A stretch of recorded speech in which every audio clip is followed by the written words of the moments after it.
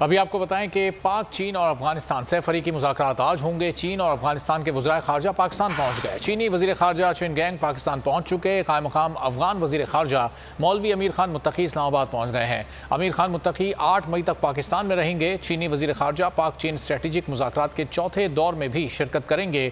इजलास की सदारत पाकिस्तानी वज़ीर ख़ारजा बिलावल भुट्टो और चीनी वज़ीर ख़ारजा मुश्तरका तौर पर करेंगे।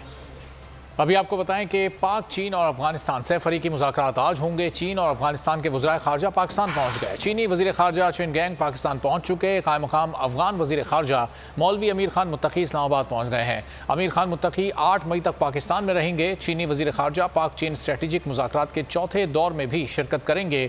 इजलास की सदारत पाकिस्तानी वज़ीर ख़ारजा बिलावल भुट्टो और चीनी वज़ीर ख़ारजा मुश्तरका तौर पर करेंगे। सब्सक्राइब करें और बेल दबाएं ताकि कोई खबर रह न जाए। सब्सक्राइब करें और बेल दबाएं ताकि कोई खबर रह न जाए।